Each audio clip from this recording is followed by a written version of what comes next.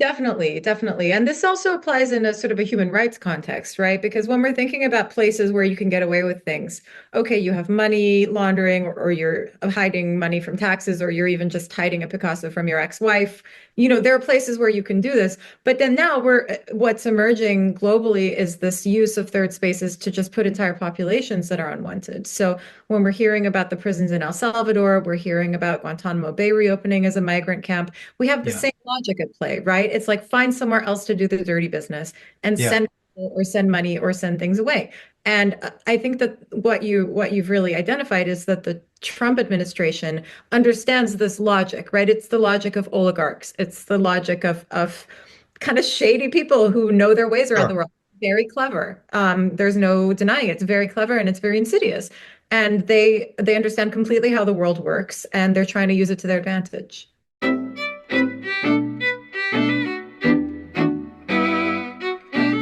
My name is Frank Schaeffer. This is In Conversation with Frank Schaeffer. This is my podcast, and I am talking to Atossa Abrahamian today, who is the author of a book that I just finished this morning on, I'll call it facetiously, international wealth management, really how to hide money in Switzerland and lots of other places. And we share something that I'm going to get into a little bit here, Atusa, because I was born and raised in Switzerland. Now, were your parents Swiss?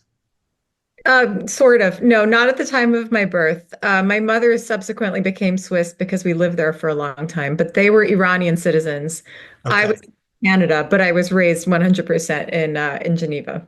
Yeah, and you're basically the child of diplomats, UN people, yeah, same. UN people. Well, I am the child of evangelical missionaries, and there's a weird connection between your book and my childhood in that, as I'm sure you know, because you grew up in the international community in Geneva, the Swiss are very good at two things which sort of distinguish them from everybody else. And I'm not talking about chocolates and watches. I'm talking about hiding other people's money, including very bad people. Um, you know, the other thing they were very good at was creating mercenary militaries that fought all over the world for whoever would hire you. So they're very kind of hard-eyed people in that they, hired anyone out to kill anybody for a price, including in Africa, which most people don't think of in Switzerland. But the other weird thing the Swiss are very good at, and that I know something about, is tolerating and somehow allowing a range of diverse religious cults and sects in the country, which are rather unique to Switzerland.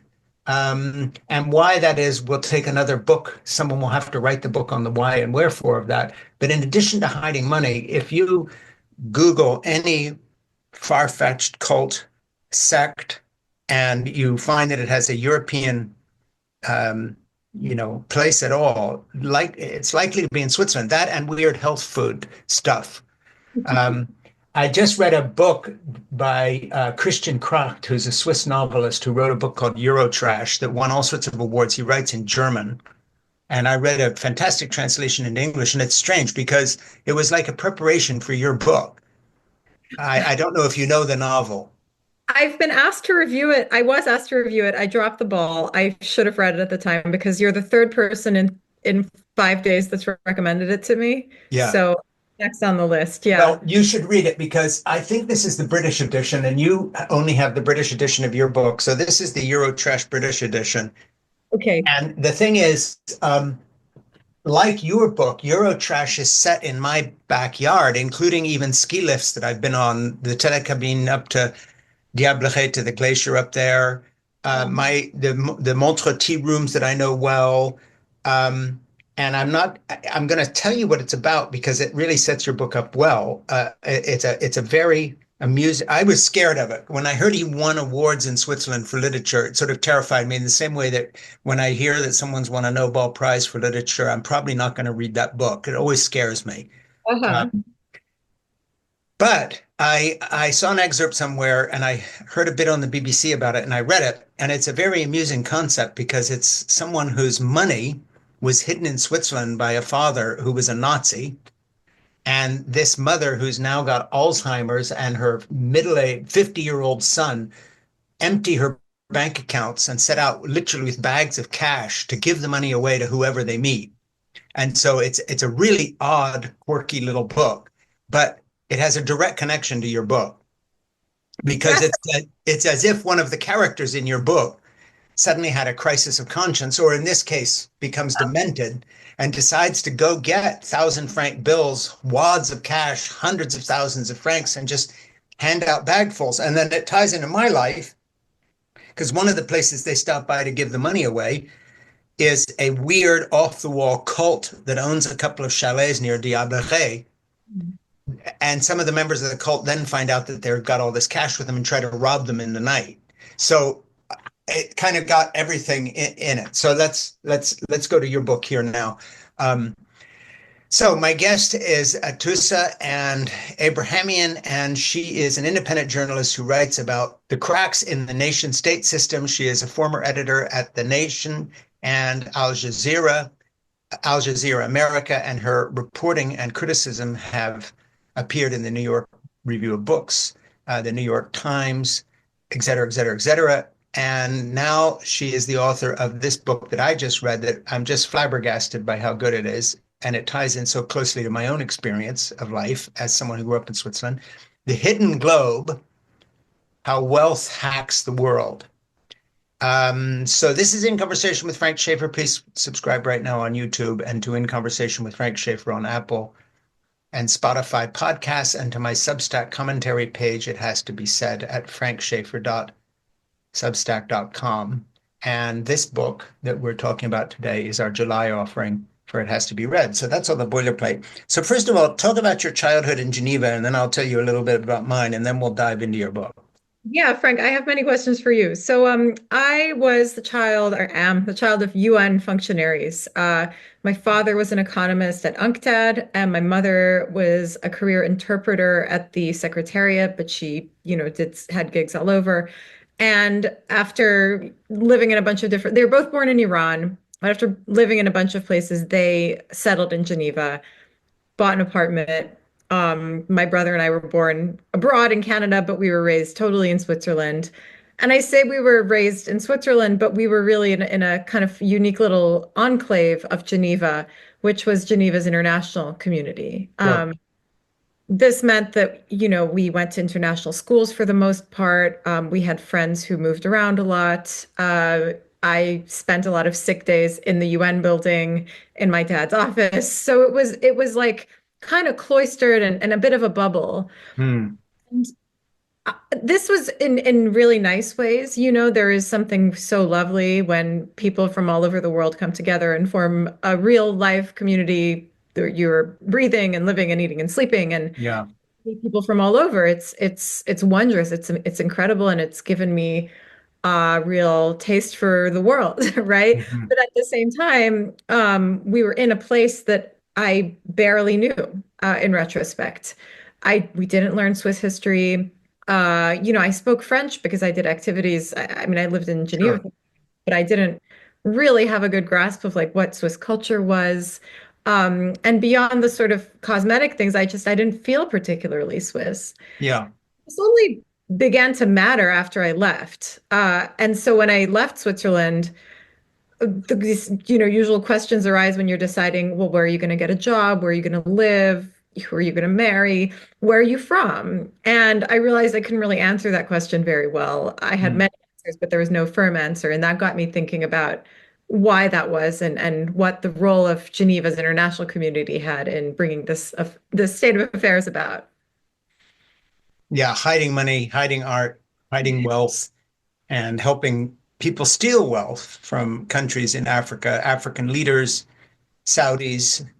Right. So going on. Basically, what your book is about is that if there are any bad actors in the world who also happen to be rich, at some point their paths cross Swiss bankers and lawyers who help shelter and hide their money.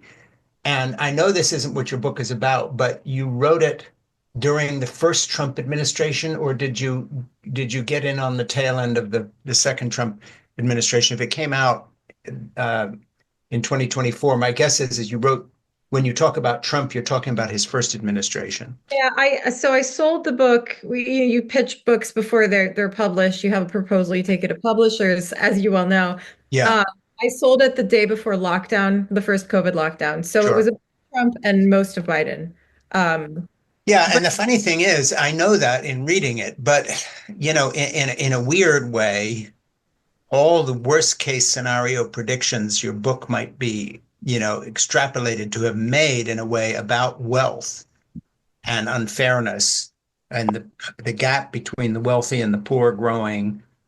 Um, anything that the Trump administration has gotten into with their own bitcoins and all this kind of stuff, and the level of corruption that is part of the Trump administration at this point, with all these billionaires as part of it, in a weird way, your book is sort of ripped from the headlines because if ever wealth and wealthy people and this sort of subculture of, from Dubai to Luxembourg to whatever, as I read your book, it was basically like a roadmap to yeah, everybody from Vladimir Putin to Donald Trump's son-in-law. I mean, they're all in the book in a way that's who you're talking about. yeah, they're on the circuit. I mean, you have the all of so Geneva is just the starting point for this world where people hide money and hide art and sort of get away with things. But then it's inspired many, many imitators around the world. And so now we don't just have one Geneva, we have Genevas everywhere. Yeah. And And that was something that I learned in your book that I really didn't know before. I mean, one is aware of people talk about Singapore being the new Switzerland or Hong Kong was for a while, but the depth of the international circuit of the super wealthy and the way they manipulate and hide their money and the trillions of dollars in unpaid taxes internationally because of this, the kind of last thing we needed, like a hole in the head, was a Trump administration that then sides with these people and lets, even more people off the hook in terms of any accountability, it seems to me. Definitely, definitely. And this also applies in a sort of a human rights context, right? Because when we're thinking about places where you can get away with things, okay, you have money laundering or you're hiding money from taxes or you're even just hiding a Picasso from your ex-wife. There are places where you can do this. But then now what's emerging globally is this use of third spaces to just put entire populations that are unwanted. So when we're hearing about the prisons in El Salvador, we're hearing about Guantanamo Bay reopening as a migrant camp. We have the Yeah. same logic at play, right? It's like find somewhere else to do the dirty business and Yeah. send people or send money or send things away. And I think that what you've really identified is that the Trump administration understands this logic, right? It's the logic of oligarchs. It's the logic of kind of shady people who know their ways around the Sure. world. Very clever. There's no denying it. It's very clever and it's very insidious. And they understand completely how the world works, and they're trying to use it to their advantage. Yeah, I was born in Switzerland in 1952, and I'm 72 now. I'll be 73 this summer. And I lived there. Jeannie and I got married when we were teenagers. We had our first two kids in Switzerland. She came to the States pregnant with her third in 1980. So I lived there as a child. I lived there as a school child. I lived there as a teenager. And then I lived there as a young adult with two children and a wife, with two of my kids who are my oldest kids now in the Swiss school system. And then I have nieces and nephews who still live in Switzerland, one of whom works for the Swiss tax office making international agreements on stuff. And he's, very much part of this system, I guess. Um, One thing I found a parallel to your book with my life is that when you're younger, you just sort of take everything around you for granted. Okay, my parents are these weird Americans living in a small Swiss village. Nobody likes us because we're in this weird Christian community, but it just seemed normal to have a ski resort up the road and, you would see famous people. You got to know people and so forth and so on. And then later, much later, it dawns on you, wait a minute, Switzerland is a one-off. There are these other places that shelter income, but no one has done it for as long or as well as the Swiss have. And, going all the way back to hiding Nazi gold. And then before that, the mercenary forces the Swiss would rent out to despots all over the world. Um, so let's just sort of start with the basic premise of your book. I have a lot of quotes that I want to talk about here. But let me begin just by talking about the table of contents. There is an introduction, city of holes, good fences, white cube, black box, in the zones, hacking the world, the city and the city. Let's see, Ad Astra, Titanic Excise, Laos Vegas, Terra Nullius. Then you have basically the book is set up with a really terrific introduction, and you start, and I'll just read a bit to you. I began this book about the world on a lifelong hunch. There was something strange about the place where I grew up, and you had me at that sentence, by the way. That's my whole life, and I've written memoirs, and I'm still trying to figure out not just what my parents were to the evangelical world, but your next sentence, that place is the Swiss city of Geneva, though its location doesn't tell the whole story.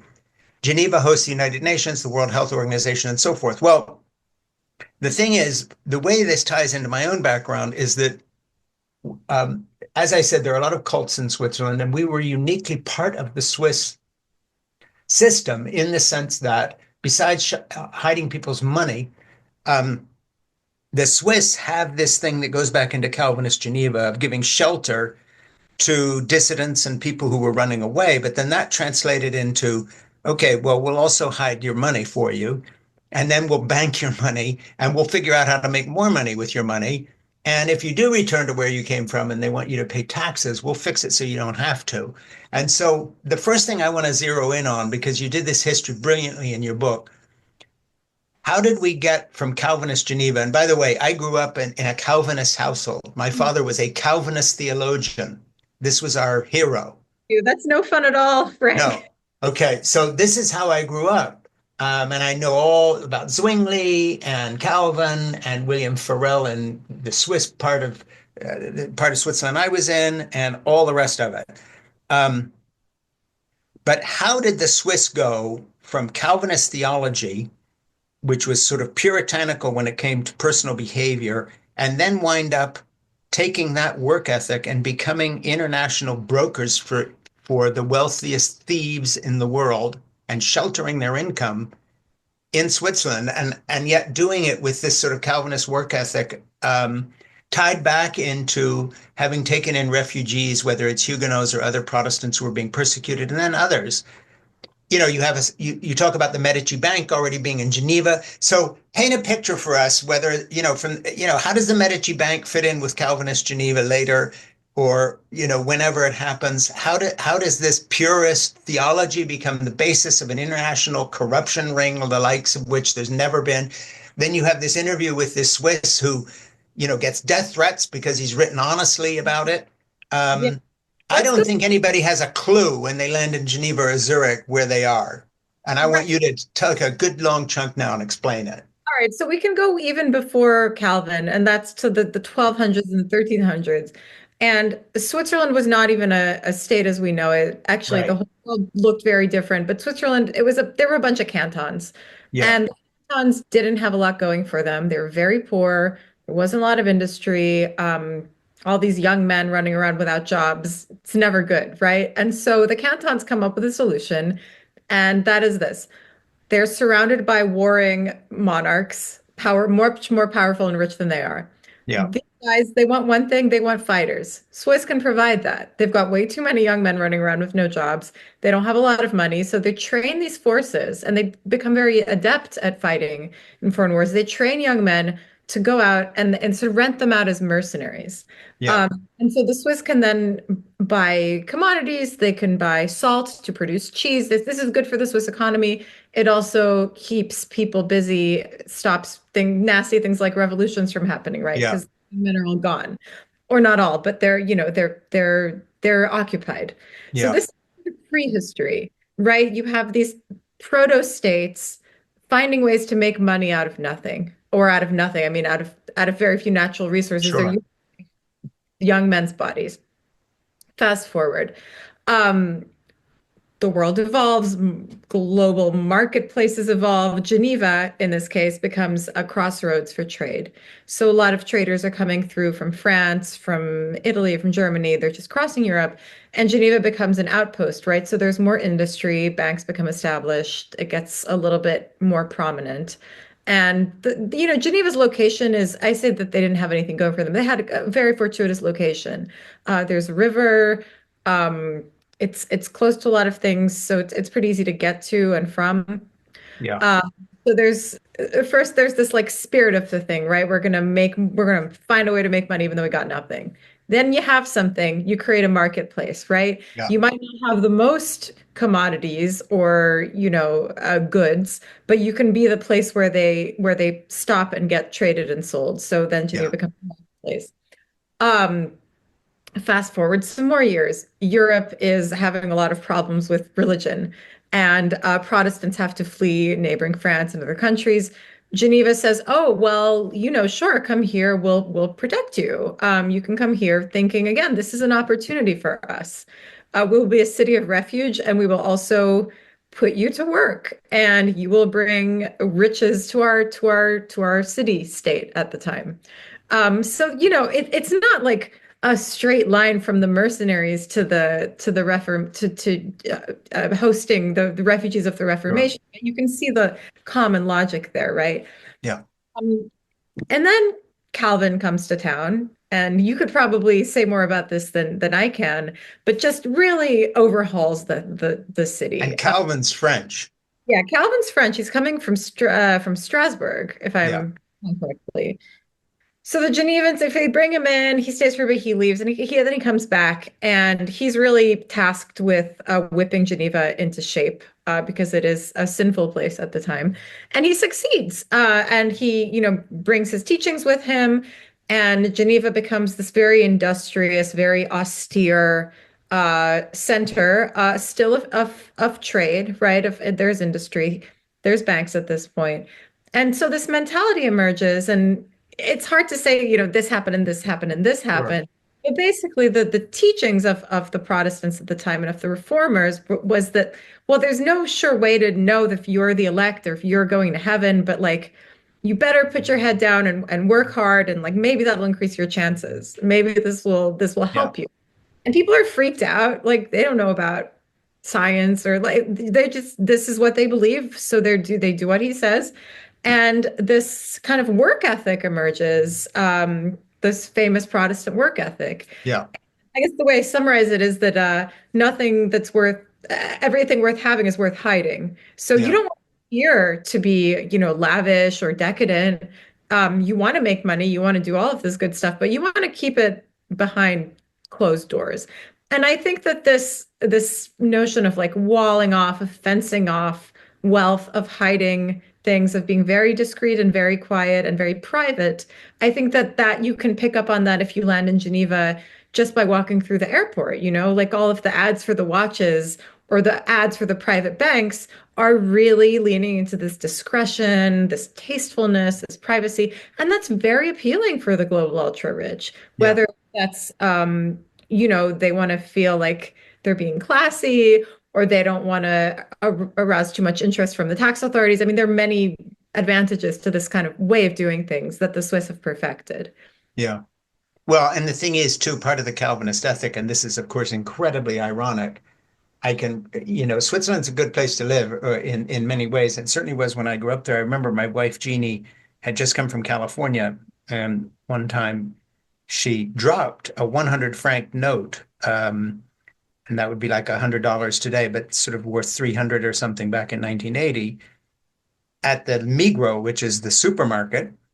And because it was Switzerland, she called up about an hour later, said, I dropped some money. And they said, well, we did find a 100 franc note. Someone turned it in. And what aisle were you in? And they sort of asked some questions so she could identify where she was.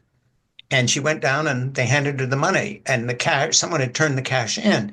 And then being Switzerland, they said, well, of course, you owe them 10% reward because that's the law. Yeah. So here you have a country where if you drop a 100 franc note, at least back in 1980, someone's going to find it and turn it in. Same with a briefcase, on your car that's parked and you drive off and drop it. You come back a week later, it'll be at the police station or the post office or somewhere. So there's this kind of surface decency and honesty, which Switzerland is unique for compared to any other European country, even back in the day when I was there. And yet there's this sort of state-sponsored larceny on a global scale of ripping off every single country that an African dictator ever stole its wealth from, Russian oligarchs and so forth. So before we move on, how do you, I'm just not putting you on the spot. I don't have an answer for this, but how do you get this kind of very pious Calvinist individual honesty? Everybody has their maîtrise fédérale. There's no such thing as a bad carpenter in Switzerland. They all had to take tests. They're exactly who they say they are. If you hang your shingle out as a carpenter, an electrician, or a mason, you really know how to do shit. Unlike the States where it's sort of a free for all, you just hope you get somebody good. And yet, on the other hand, when you look at the banks in Zurich and in Geneva, particularly, um, they have organized themselves into basically a global criminal racket. How do you put those two things together? Why the private honesty on the one hand coming from Calvinism, and then on a big scale internationally, this sort of other thing? Well, I'll answer that in two parts. One is that it's not criminal if you make it legal. And if you make the law, you can make whatever you want legal, right? Right. Like a basic tenet of the way that this hidden globe works. But on the other hand, I think that there's Switzerland is a lovely place to live. It's a lovely place to visit. And I think that a lot of what you benefit from there is at the expense of the rest of the world. So would Switzerland be as prosperous as it is today had it not accommodated so many ill-gotten gains? Probably not. Look, they're very clever. They might have come up with other ways, but this was a really fundamental building block to get to where Switzerland is today. And so, yeah, hiding money for foreign dictators is a part of that. And there's just a sense of if it doesn't happen here, it's not our problem. We just deal with what we have here. We're going to keep it clean. We're going to keep it nice. We're going to return your $100 bill. By the way, I once lost my wallet that included that I was in college. I had a fake ID in the wallet. That's great. I had a fake ID that was addressed to an address in Fort Lee, New Jersey, a place I have never been. Hmm. And I went back to the store where I dropped the wallet. Oh, where did it go? Oh, we gave it to the police. I figured it out. I figured out where it was. They said, oh, but we sent it back to New Jersey. Yeah, that's great. Yeah, well, it worked too well at that point. The thing is, the Swiss mantra is we don't care what you did in the country of origin. Bokassa steals all the money from wherever he arrives, or an oligarch. Putin has a chalet up in Villard, which was the ski resort I grew up in. God knows where, he got that money, and all the rest of it. Certainly not off his paycheck as the head of state, and on and on and on. And yet their idea is well, as long as you're not doing it here, we don't care. We'll give you privacy. More or less. And look, I think it's gotten a lot better since you're probably remembering the 70s, the 60s. Like it was really quite sinister then. Since then, Switzerland has entered agreements with the European Union, with G20 countries through the OECD. Like they've become, active participants in the world of nations. They joined the UN, which they didn't do for a long time. So I don't think we're dealing with exactly what this is not no longer the Wild West of the Swiss banks in the 60s. But again, I think that this mentality endures. And so what you can't do with banking anymore, maybe you can do with cryptocurrency. There's always the next thing. And again, they make it very sanitized and they find ways to sort of adhere to the letter, if not the spirit of the law. But there's always going to be the next thing. And I think it's a useful place to look at what's cooking, because Yeah, Switzerland. and what's cooking globally. So moving on from Switzerland in terms of all their imitators and also the kind of secondary hiding of wealth in the art market and these, places in Geneva, but all over the world where people put paintings and they're sort of beyond the pale of the tax man and so forth. Talk a little just about what you get into in the book in terms of this sort of international club that from the Saudis to Putin to the Trumps to, all these people, they're all in this club first of all, what is the motivation for hiding all the money besides taxes? And then the second thing is how did this spread from Switzerland into the international community? I think that's so interesting in your book, how you do that. Yeah, well, the reason for hiding money is usually to not have to pay it to someone, right? Whether that's the tax authority or a family member or a shareholder, or, I can only speculate. There's so many different scenarios. Historically, it started with taxes, right? And it wasn't because Switzerland had lower taxes, it's because other countries instituted income tax, neighboring countries. And so you're the well-off dentist or lawyer, what have you, just put it in the back of your car, drive over the border and put it in a Swiss bank. And that was a pretty easy way to do that. Now it's a lot harder to hide money, or it's harder and easier to hide. It's easier to transfer it because you don't have to drive it over a border anymore. It's harder because there are more controls for the movements of money. And if you've ever tried to send, I don't know, $150 to like a friend who's sending you a book from an African country, like you see how annoying and hard it is for ordinary people to just send a few dollars. There is equivalent of this in the international banking circuit. There are know your customers laws. There are various disclosures you have to make. So again, I don't want to oversimplify. Like these things have gotten quite a bit more stringent and more complicated.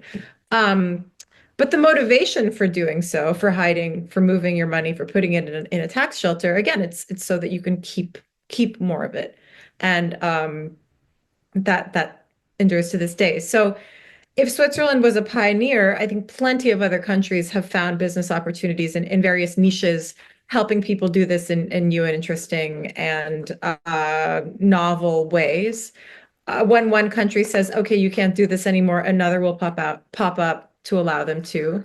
Um, there's a whole chapter that talks a lot about Luxembourg in the Hidden Globe as a sort of close cousin to Switzerland. So while the Swiss were kind of setting up their bank secrecy laws and helping people in that department, Luxembourg was doing the sort of corporate equivalent where they had a holding company law, whereby if you registered your corporation through a holding company in Luxembourg, you could also benefit from various tax advantages and have to pay less corporate tax because they were not taxing the holding company, right? So this is the famous holding company law there. And Luxembourg really perfected this to sort of stratospheric heights. And I mean this literally, because some 100 years later, Luxembourg was and successfully passed a law that recognizes private property in outer space.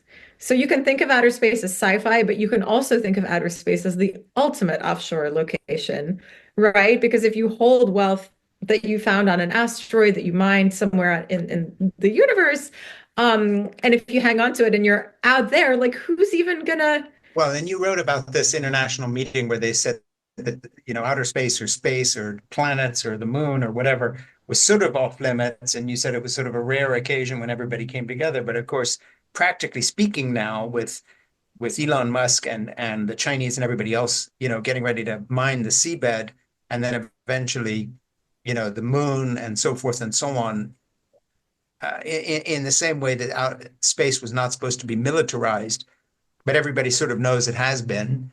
So obviously, the things we're doing here on Earth are not going to, they're all going to jump into the next century. Definitely. Yeah. And to bring it back to Geneva, I mean, a lot of these meetings around how to govern outer space were happening Yeah. in and around the UN. Yeah. Um, the problem was that the ambiguities in the various space laws that were drafted, the international ones, did not really account for what would happen when people were making money up in space. And so, it's pretty clear that countries cannot colonize space, but can they have their own laws recognize wealth, recognize private property? Well, it's true. Whether or not the answer is yes or no, they're doing it. And Luxembourg is leading the way. So is the US, by the way. But soon this will be adopted all over the world. I think that these are first mover countries that really seize opportunities early on, and they do so in order to attract industry first. Yeah. One thing I found very interesting about your book, besides all the Swiss references, which of course fascinated me because I grew up there, was the way this has spread. And I just want you to make a little bit of a jump here. I'm going to reintroduce your book just so we make sure we keep saying the name, and also mention your book is going to be our July book club. Um, but you've written a book called The Hidden Globe: How Wealth Hacks the World. Apropos of which, what do you think it costs the international community in total to have tax avoidance on this kind of $1 trillion level? Well, trillions. But I think from a moral standpoint, if if the reason that people are going hungry and don't have homes is that the Hmm. state is not able to afford it, like that's absurd if you have all this money floating around. Yeah, And I think that it is my firm belief that if states wanted to recoup all of this offshore wealth, they could. Right? It's not like it's in a black hole. It's in other countries that you can put sure. pressure on. Like there are things you can do if you can audit a poor person and like bust them for not paying $500 in taxes. You can certainly do the same with extremely wealthy people. Yeah. Political will for this is not there right now. Well, Certain, we'll put it this way, the people who are in charge certainly don't have the will for this. You talk about Singapore, like Switzerland, has made its fortune from close to nothing by making itself indispensable to global capital. Um, so, that's the kind of pattern. In other words, essentially, Switzerland does not have very good agriculture because it's 70% is uninhabitable because of the mountains, et cetera. They made something from nothing, both with sending their men off to die in other people's wars or to fight them. And then, of course, then turned around in the 18th and 19th century and started selling the view. Uh, the Swiss were not skiers at that point, and they didn't climb their own mountains, but the British did. On the Grand Tour, they would stop, and they liked Switzerland. So all these grand hotels on the lake, like the Montreux Palace and so forth and so on, in Vevey, the Trois Couronnes, and in the whatever, all come from that era, including in Vevey, an Orthodox church for the Tsar and his family next to the station that was built because they would always take over the entire hotel for a month in the summers, I think it was, et well, cetera. So the Swiss have always had this relationship with high-end tourism as well, and that also has dovetailed. And I think when you look at Singapore and Luxembourg and so on, they've also managed to become hosts to very wealthy people who then live there and or visit quite often to bring their money, et cetera. There's a pattern there. I don't know how you would describe that pattern that ties all these havens together. yeah, it's really a mentality, I think, and also the financial flows will often go from one to, they'll go from Switzerland to Luxembourg to Hong Kong to Singapore. Like there are ways to trace this as well. Yeah. Not always linear, and money takes those circuitous routes, but yeah, I mean, I think that the maybe another question you might be asking is like, what do these places have in common? Yeah, and what's the pattern there? Because they're very disparate. When you think of Singapore and Switzerland, they're on opposite sides of the globe, but there's a great unanimity in the kind of people. And the same with the Gulf states. All of a sudden, these have emerged as similar places, run by the kind of people who have taken advantage of Switzerland. Now they're doing it in their own countries.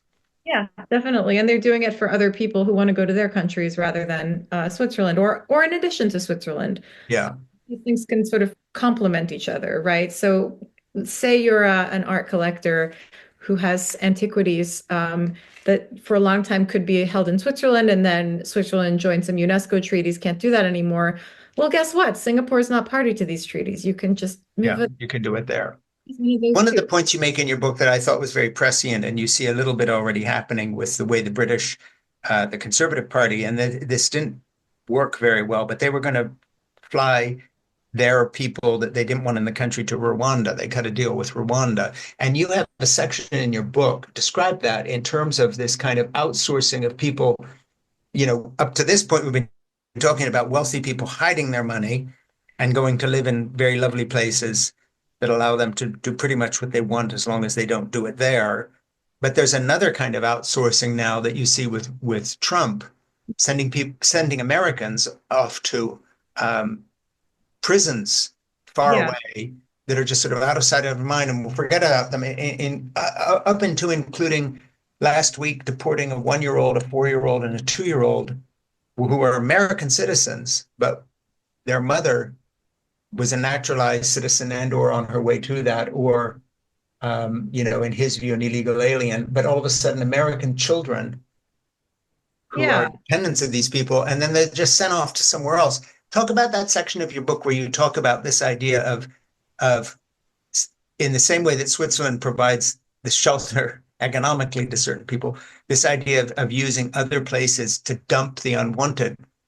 And then Yeah. you also had a positive idea of a sort of an idea of perhaps creating places. You mentioned some other person who's written about this, creating places where the unwanted could sort of go. And it's sort of an idea that I hadn't seen articulated before. Yeah, so if you think about the logic of like tax avoidance, and I won't say evasion because evasion's legal, is in theory legal, right? Is you take Yeah, money and you put it somewhere where you don't have to pay as much tax. And in theory, this is, if you see the Panama Papers, everyone was saying, oh, but it's legal. There's no wrongdoing here. So, sure, right. But the logic is there's another place where you can get away with the stuff you want to do. By that same logic, if the US is bound by human rights treaties, or the UK is bound by European treaties that it's subscribed to, but it doesn't want to deport people back to a place that they can't deport them to, whether it's sure, because the country won't take them or because they face danger. What more elegant option than to enlist a third country to take them in, pay that country to just take in people. So this has been happening. This is not new. This has been happening for years and years. Australia had a really notorious uh, sure. decade of doing this almost, sending asylum seekers that were arriving by boat to either the nation of Nauru or the Manus Island, which is part of Papua New Guinea, and Yeah. essentially bankrolling detention centers in these two places. Everything about them was Australian, but for their location. Hmm. But because they were not on Australian soil, Australia could say, hey, it's not ours, not our problem. We can't be held responsible for this sort of thing. And they weren't. It was very controversial. Australians came out against it ultimately, and it wasn't popular, but the Australian government didn't face any like they weren't taken to court over this, at the international court. Yeah, So, looking now at what the Trump administration is doing, re sort of staffing up at Guantanamo Bay, which, by the way, was originally also a migrant detention center before the War on Terror, hmm, and paying El Salvador, amongst other countries, to take in deportees. This is just more of the same. And it's, through Trump will say, well, these are people we don't want in our country, like very openly. So let's send them somewhere else. Can't that send them home? We will find another place for them. It's pretty sinister, especially when you consider that these people have no say in where they ended up, right? sure. Um, and my idea, which isn't even really my idea, and I wouldn't even say I endorse it fully, but if we're gonna do this, right? If we're not gonna let people into the United States, if we're just going to sort of indiscriminately send them to third countries that they never even wanted to go to, why not have another program where maybe they can choose to go to a fourth place that is set up to Yeah, be accommodate people? A city of, we talked about Geneva being a city of refuge. That's really powerful. Like that's a really good thing. The people fleeing, the Protestants fleeing their home countries had good reason to leave, and they found a place to go. Wouldn't it be yeah. great if we still had some version of If that? there was something like that, an interesting thing is the kind of historical amnesia that your book is published into, at least in the United States. Um, when you think, for instance, what happened to Poland, and looks like it could happen again with the aggressiveness of Putin. Certainly, the Polish are worried about it. We cut a deal at Yalta between Churchill, Roosevelt, and Stalin, in which we allowed Stalin to do what Putin now wants to do to Ukraine, and that is to invade a country, which was Poland, that he cut a deal with the Nazis to invade at the same time. He killed their entire officer class in the Khatan Forest, about 5,000 people.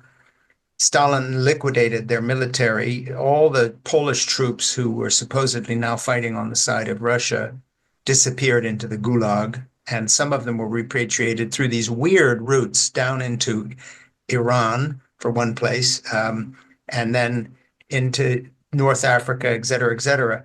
But what I'm trying to say is that there's a kind of a substrata to history and the international community that, in addition to Geneva and the Swiss hiding people's money and the wealthy and so forth, when you look at what Russia has become today, we're seeing a repetition of history. They're doing to Ukraine what the Soviet Union did to Poland, and they want to do that and hang on to what they've gotten and so on. So I want to take a few minutes here to just look at your historical perspective, which I know you have because I read the book and it's there, not that specific example. But let's talk about let's fast forward your book to the present era. We're now in the middle of the second Trump administration. It's marked by three things: extreme wealth, a total disregard for the rule of law, and a favoring of the elite billionaire class, the likes of which the US has never seen in its history. And then this fourth thing, beginning to side with Vladimir Putin against Ukraine, sort of repeating the mistakes of Yalta, fast forward into the 21st century, where we're going to allow a Russian aggressor to have their way with this country and try to cut a deal that we call a peace deal. So with the fact that you grew up in a diplomatic family, that you are from somewhere else, that you yourself are from somewhere else, as in your background, okay, you moved to Switzerland. Um, your book has a lot of sensitivity toward what I would call the historical context of what you talk about. So let's talk about the historical context we're in now with the Trump administration. How does this figure into the broad strokes of your book? Because I know you think about this because I just read the book. And so I want to hear your thoughts of things that aren't in the book because you wrote it before the second Trump administration. But it just seems that everything has now become even more thrown into sharp relief. Everything you write about in your book suddenly is in sharp relief in my head because of where we are now. And I'd like you to talk about that. Yeah. So I think that the second Trump term feels very different from the first. Yeah, And people that would have said things in the first, is it fascism? Is it this? Is it that? In the first Trump term, a lot of people are changing their minds now because it really does. It feels like we really are at an inflection point. It seems highly unlikely that in 3.5 years we're going to get another Biden type figure and kind of quote unquote go back to normal. yeah, What I spend a lot of time thinking about is what is globalization going to look like? Are we going to have it? Who's going to have it? Who's it going to serve? And are all of these nationalist movements actually deglobalizing? yeah, Um, I don't think they are. I think that they're just going to do globalization in their own way, in the yeah, different way. I call it national globalism. Right. So the connotation's very much intended with something that rhymes with national globalism. And I think that so it doesn't mean that they're going to try to go back to like autarky or close the border or end international trade, sure. disengage with the rest of the world. Um, I think that they're going to be doing it in a way that really just advances national interests. Rather, there's going to be not even a veneer of international cooperation or goodwill or, kumbaya that maybe even in the sort of neoliberal era we had. Yeah, Not that it was necessarily genuine or useful, but like people paid lip service to that. Those days are over. Beyond that, I don't know. I mean, I wish I could tell you, but I think that we're entering a new phase of globalization that is not deglobalization. It is mm, just a different flavor, and it's got a different tone. mm, And I think that the rich people will continue to be rich. They're going to continue to get away with all the things and have all of the advantages. And I don't think it's yet again, I don't think it's going to be great for everybody else. yeah, But it is going to be really, I mean, I'm definitely thinking about this in the context of aid. What's going to happen with aid? Who's going to step in if the US pulls out of all of these arrangements that it's had? yeah. What World Health, like international organizations. Again, I don't think they're going away, but they're going to look pretty different. Yeah, and I think the thing that's a bit different, I'm 72 and I've been involved with American politics since I was a teenager, and my dad became a celebrity in the right wing.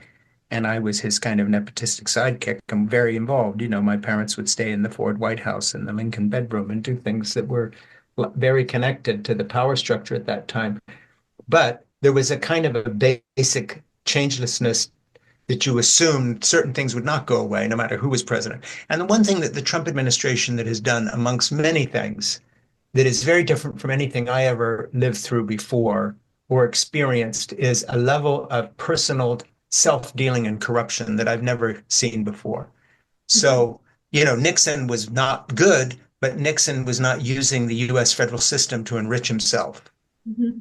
You know, you had senators and congressmen who occasionally would buy stocks knowing that something was going to happen and maybe got a little money out of it.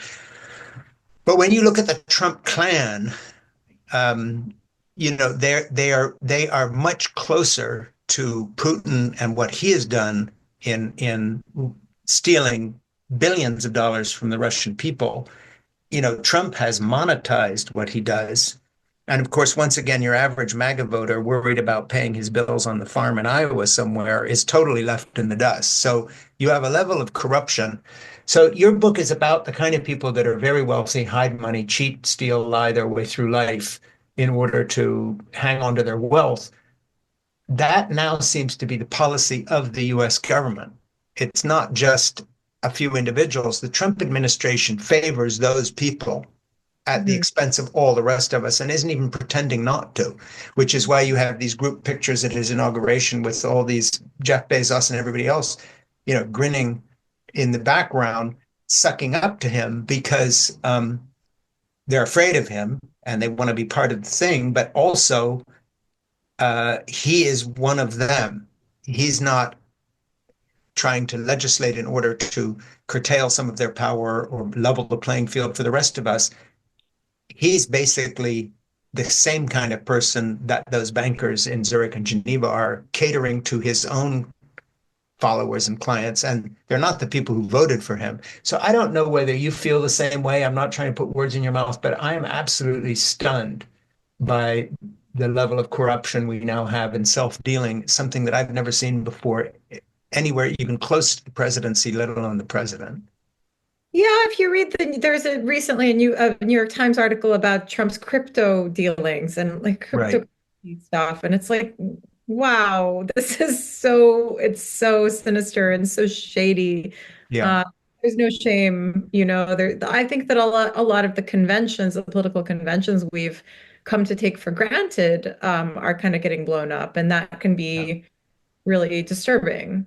Yeah, You and another aspect that's sort of weirdly similar to your history of Geneva is that Trump was put in power by white evangelicals, many of whom come from a Calvinist tradition or Southern Baptist tradition, but some Protestant tradition or Roman Catholic tradition, derivative of the kind of faith issues that actually plunged Europe into so many wars of religion, to which Geneva then becomes a shelter, then is driven by the theology of Calvin that kind of blesses wealth.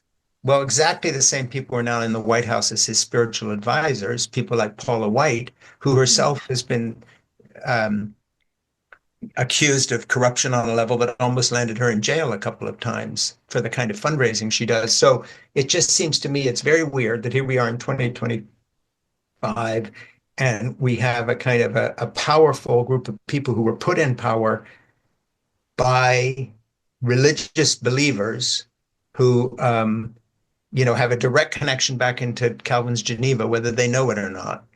And here we go again. Yeah. Yeah, I mean, they probably don't know it. Like a lot of these people don't seem like the most well-read Yeah, to put it mildly. people. Yeah. I also ask myself, like, all eras come to an end. Where are these guys going to go? Like, what will be their Geneva? Who's going to take them in? My guess is Saudi Arabia.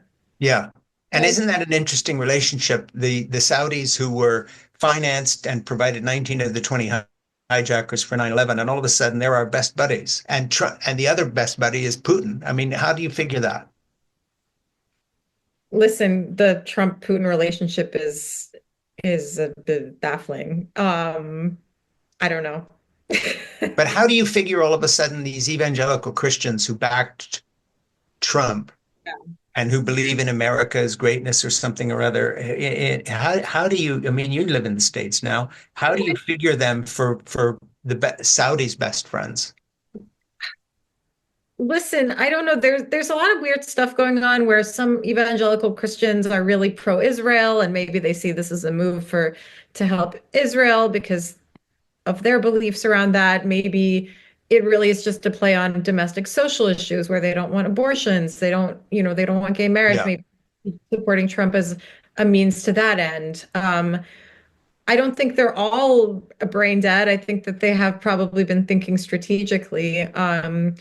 But I'm a provincial New Yorker. I don't really have any insights into this kinds of thinking. I mean, it just seems to me that there are so many weird things on the table now between, religious people backing Trump on the one hand, tied back into the corruption that came from Geneva.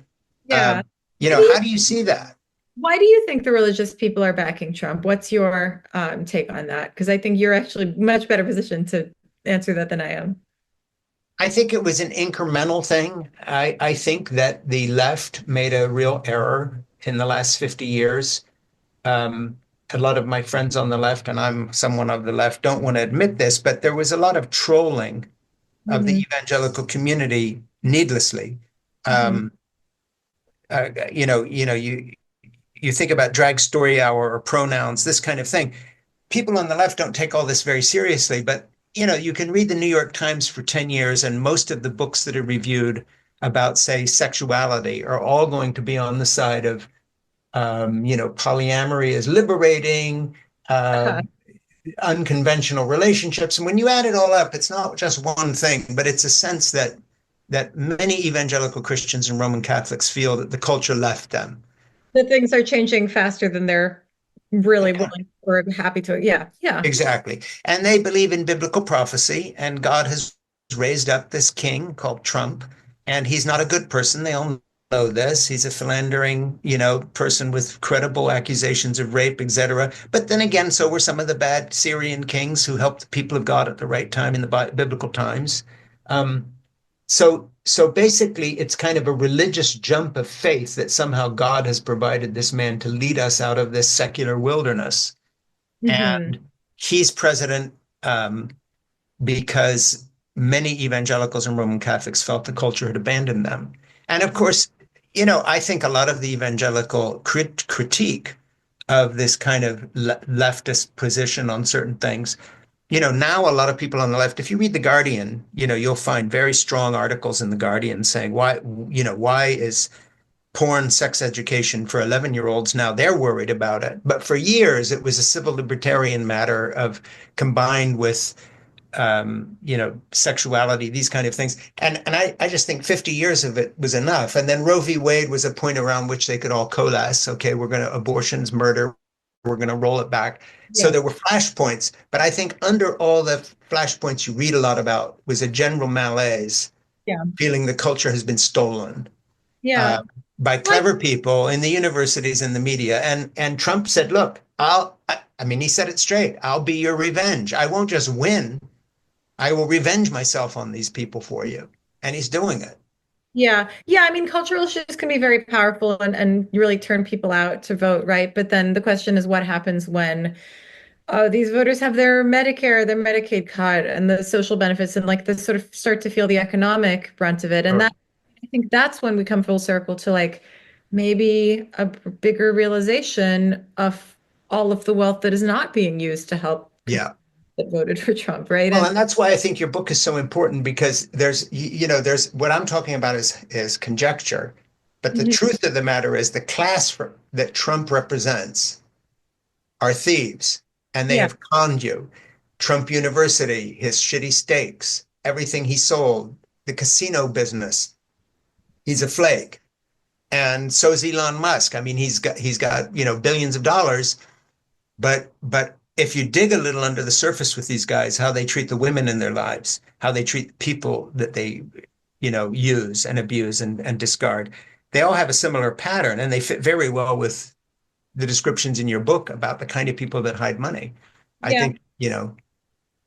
Yeah, and beyond that, there are people who take advantage of these loopholes, but then I think what I've tried to do in the book is to talk about the people who create them and the ways that these emerge, the ways they come about. And it's not always a bunch of guys rubbing their hands together in a room. A lot of it is contingent, someone falls into a profession, realizes there's an opportunity, talks to a guy. And so a lot of this is like it's a little bit more up to chance than we think as well. That this isn't to say that um that's a good thing or a bad thing. What Yeah. I mean, you can intervene and change the course But of. one point you made that I really relate to, and you say it in your book, but you said it here too a few minutes ago, that I think is brilliant, and I'm going to just say it.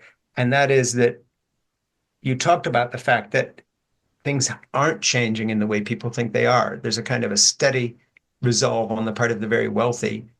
Their part of the system's not changing. So, when you look at what's happening with Trump, the kind of people who are going to be hurt are not Jeff Bezos and Elon Musk or him or Jared Kushner. Their money is all sheltered somewhere. They're taken care of. The stock market may fluctuate up and down. I'm going to have a lot less to retire on because I haven't done the clever thing and found some, but offshore place to stick it all. They have long ago. So the amazing thing is Trump is this populist, but actually, I think his presidency is empowering the wealthy in a way that no American presidency ever has, because his inner circle, those kinds of people, no matter what happens, they've taken care of themselves. You don't have to go offshore for that. I mean, he's cutting taxes domestically as well for the very. Sure. So yeah, I mean, absolutely. His class interests are aligned with theirs. He's one of them. Yeah. Yeah, exactly. So, hey, anyway, we're going to do your book, and I'm going to just talk about the title one more time. Hold up your British edition and grab an I American one for next time we talk about it. UK. So read the title and the subtitle for me. So it's called The Hidden Globe: How Wealth Hacks the World. And the subtitle is referring to the fact that, national borders exist for all of us, but they don't exist so much for money and for the people who have it. Right. So we're going to do your book as part of our book club in July. It has to be read. And I just really want to thank you for writing an incredible book. And the great thing is, I relate so much to the sections on Switzerland, but because I kind of understand that world a little bit, having grown up in it myself, Yeah. um, it was a real eye opener when it comes to how this is kind of multiplied. What has been the feedback to the book? It's been great. It's been really good feedback. I've gotten a lot of people in Geneva read it and sort of related to it. And I guess to me, because I spent so long trying to get a grip on why I felt so weird about Geneva, it was validating to get notes from people who said sort of the same thing. Like, I live here too, and wow, like I also had the sunnies. So that's been, and then, any reader feedback is welcome, but those types of notes were particularly Good. uh, Well, benefiting. hey, as I said at the beginning of the interview, you'll enjoy Eurotrash by Christian Kracht. It's a good novel. It's short, it's an easy read, it's so entertaining, and it's literally like an appendix to your book. It's the fiction version of what you wrote. Terrific. Well, I'm going to go read that. I have it, so I'm going to go read that. Good, you'll love it. Well, I won't tell you to love it, but you'll find it very interesting. I think you'll love it. Well, Hey, thanks. thank you very much. Is there anything that I forgot to mention? The one thing I just want you to do is when I sign off here, please stick around for a couple minutes and talk to my producer, Ernie Gregg, because we do two things. We want to make sure we set you up properly with all the links and everything else to what you want to pitch, because we want to pitch your book for the book club. But we also want suggestions from you if you're thinking, well, gee, Frank would be interested in talking to so and so. We always love getting people's names who have done the work. And one thing that so impressed me about your book is that it reminded me of Edsel in the New York Times, and that is most of us have to quote other people's books. And you have this thing of, oh, well, when I interviewed so and so, here's what he said to me. And I thought that's very impressive. Thank Like you. you're a real journalist. You chased it down and did it in person, which just blew me away. It's like, oh, wow, she talked to him. Thank you. I appreciate that. I'll stick around, talk to Ernie. Yeah, do that. Thank you so much. And we'll be back. We'll plug the book, whatever Thanks, else you do, we're interested in. And thank you. Thank you for taking the time. Frank. Bye bye. Bye.